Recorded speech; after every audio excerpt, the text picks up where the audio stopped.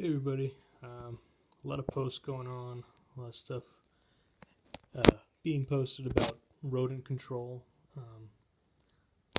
people having trouble with mice and rats and whatnot, and with the colder weather coming, um, you're going to see a lot more of that, especially in older homes. So I thought I'd give some tips on rodent control. So here's some trapping tips. Right here we got the Victor M2325 mousetrap. It's a perfect mousetrap for all your mousing needs. A nice big trigger. You get a nice bait cup here. Put your food baits in. Typically, you're going to want to bait with whatever they're eating at the time, or something that they like: peanut butter, chocolate, strawberry Laffy Taffy, believe it or not. You could also bait this time of year with nesting materials. And that's what this hook in the V is for. You can see cotton, string, twine, that kind of stuff that they could use to build a nest with. You know, pack it in there tightly, wrap it in tightly, something they got to work at. And it's going to be a really good mousetrap. It's got a big trigger on it. It's very sensitive and works really well. Other types of traps, you got the multi-catch live trap, also referred to as a tin cat. Let's open this up here. This one's been well loved. You get these two doors, basically. They go in, and they go in, ramps down, closes behind them. They can't get out. They're trapped in here. It's a live trap. Works pretty well. You get your glue boards.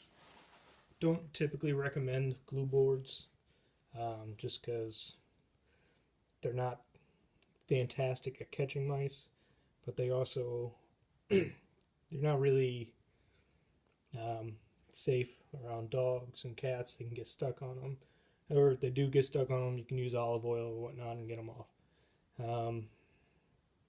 It's not a quick kill. It's messy. It's just not something you typically want to use. However, if you're dealing with insects or something like that, a glue board is a fantastic monitoring device when used properly. And then there's a T-Rex style trap. This is the rat version, but they do make a mouse version. Really easy to set. Very sensitive trigger. Works pretty well. If you're worried about using your mouse traps or any traps around dogs, cats, otherwise, they could get to it or whatnot, you could always put it in a box, typically a cardboard box, side cut out, that they can get in. If you want something a little more sturdy, I recommend using the Protecta mouse station. They run a couple bucks. You can get them.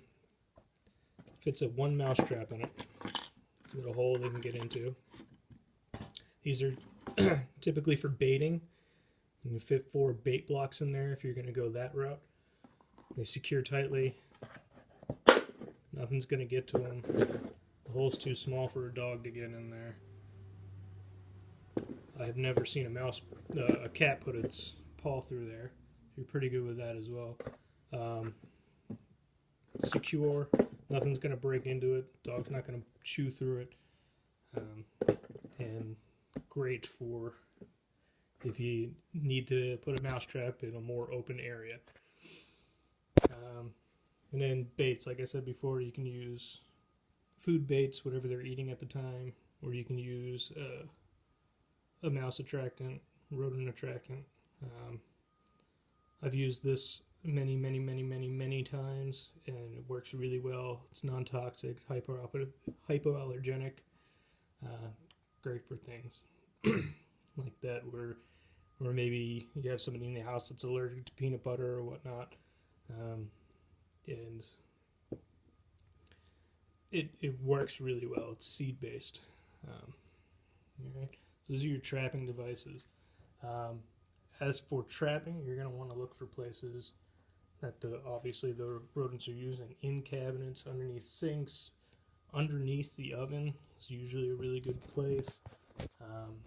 If you have forced hot water or forced hot air by the baseboard heaters where they could come up around the pipe, you don't want to seal those off. Usually steel wool or expanding foam is good.